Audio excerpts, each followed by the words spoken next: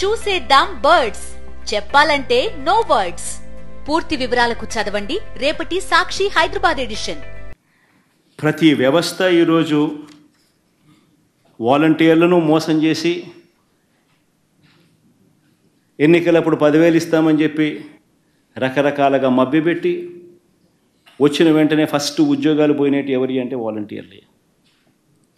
గ్రామ సచివాలయం పరిస్థితి ఎలా ఉందో ఎవరికి తెలియని పరిస్థితి, అగమ్యగోచరంగా ఉంది వాళ్ళ పరిస్థితులు.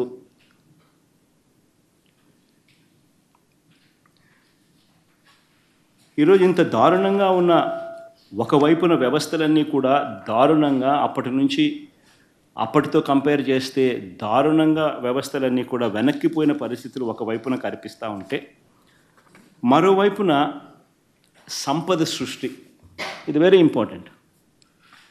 సంపద సృష్టి అని అంటే నిజంగా ఏమిటి అన్నది అర్థమయ్యేట్టుగా కాస్త చెప్తా.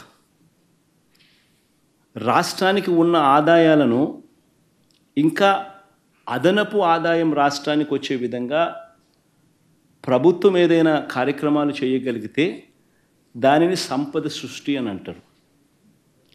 అందులో భాగంగానే రాష్ట్రం పురోగతిని మనసులో పెట్టుకొని రాష్ట్రం ఫ్యూచర్లో ఇంకా ఎక్కువ డబ్బులు సంపాదించే మార్గాలు ఎక్కడున్నాయి అని చెప్పి ఆలోచన చేసి సంపద సృష్టి అన్నది నిజంగా జరిగింది ఎప్పుడు అని అంటే వైఎస్ఆర్సీపీ ప్రభుత్వంలో మాత్రమే జరిగింది. ఆంధ్ర రాష్ట్ర చరిత్రలో ఎప్పుడు చూడని విధంగా గవర్నమెంట్ రంగంలో 3 కొత్త పోర్టులు, సీపోర్ట్స్, దాదాపుగా 12,000 కోట్ల రూపాయల పై చిలుకుతూ 3 కొత్త పోర్ట్లు, 12-13 వేల కోట్ల రూపాయలతో 3 కొత్త పోర్ట్లు నిర్మాణం వేగంగా కూడా సాగి, దాదాపుగా ఒక పోర్టు అయితే 65%, మరో పోర్టు దాదాపుగా 30-40%, ఇంకొక పోర్టు దాదాపుగా 25-30% పూర్తి కూడా అయిపోయింది అప్పటికి.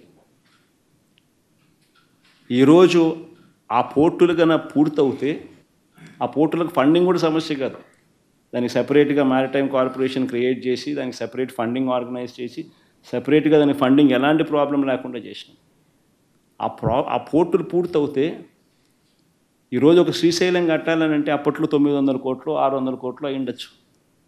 ఈరోజు అదే శ్రీశైలం కట్టాలంటే 50,000 కోట్లు తక్కువ కాదు. That is the value of assets. ఈ పోర్టులన్నీ రేపు పొద్దున లక్షల కోట్లకు వాల్యూస్ అవుతాయి. ఈ పోర్టులు కానీ ఈ మెడికల్ కాలేజెస్ కానీ ఇవన్నీ కూడా 17 కొత్త మెడికల్ కాలేజీలు కడతా ఉన్నాం. 17 కొత్త మెడికల్ కాలేజీలు, 5 మెడికల్ కాలేజీలు మా హయాంలోనే పూర్తయ్యాయి.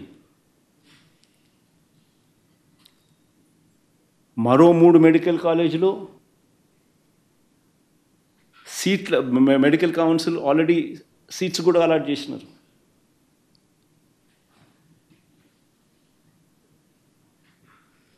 ఇలాంటి ప్రాజెక్టులు పూర్తవుతే దానిని సంపద సృష్టి అని అంటారు. ఇవి అందుబాటులోకి వస్తే రాష్ట్రానికి అదనపు ఆదాయాలు వస్తాయి. ఒక సీపోర్ట్ వస్తే ఆ సీపోర్ట్ చుట్టుపక్కల ప్రాంతాలన్నీ కూడా అభివృద్ధి చెందితే దానివల్ల జిఎస్డిపి పెరుగుతుంది, ఉద్యోగాలు వస్తాయి, పెరుగుదల కనిపిస్తుంది.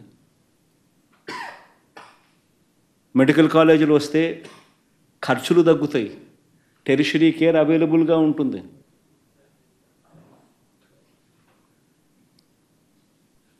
దీనిని సంపద సృష్టి అని అంటారు. ఈ సంపద సృష్టిలో భాగంగా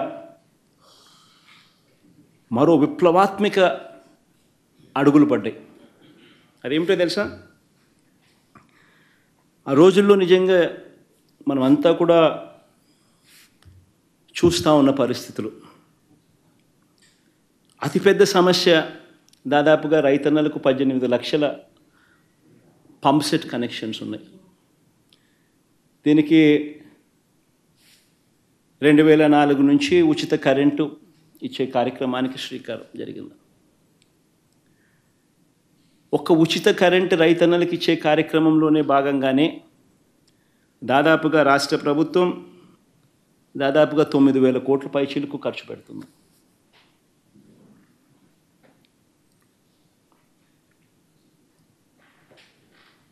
ఈ దాదాపుగా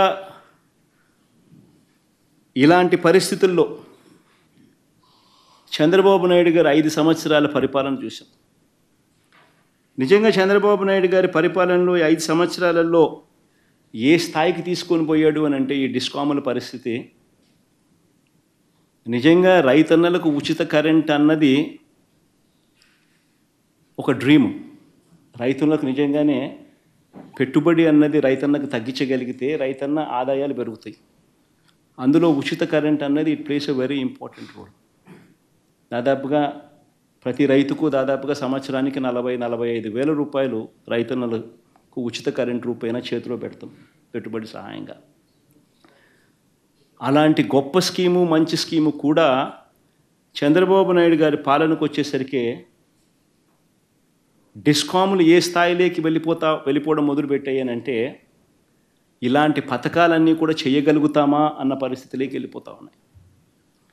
డిస్కాముల పరిస్థితి చూస్తే చంద్రబాబు నాయుడు గారు రాకమునుపు 29,000 కోట్ల రూపాయలు అప్పులు బకాయిలు ఉంటే చంద్రబాబు నాయుడు గారు దిగిపోయే నాటికి ఏకంగా 86,000 కోట్ల రూపాయలకు ఎగబాకే డిస్కాములకు సంబంధించిన అప్పులు, డిస్కాములకు సంబంధించిన బకాయిలు.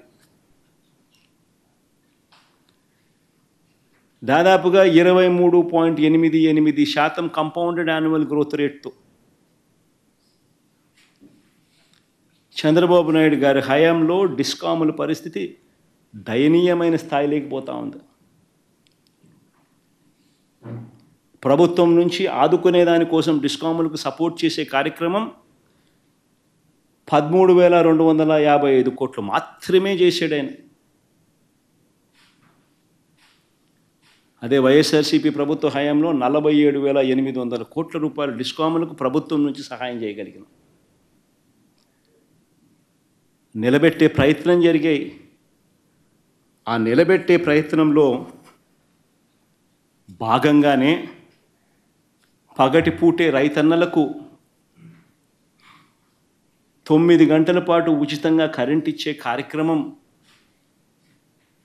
జరిగిస్తూ అదేవిధంగా రాష్ట్ర ప్రభుత్వం మీద డిస్కాముల మీద భారం పడకుండా మరో 25 సంవత్సరాల పాటు రైతన్నలకు ఊరట కలిగించే కార్యక్రమం తీసుకొచ్చే కార్యక్రమంలో భాగంగానే రాష్ట్ర ప్రభుత్వం ఎప్పుడూ చేయని విధంగా ఆలోచనలు చేసింది.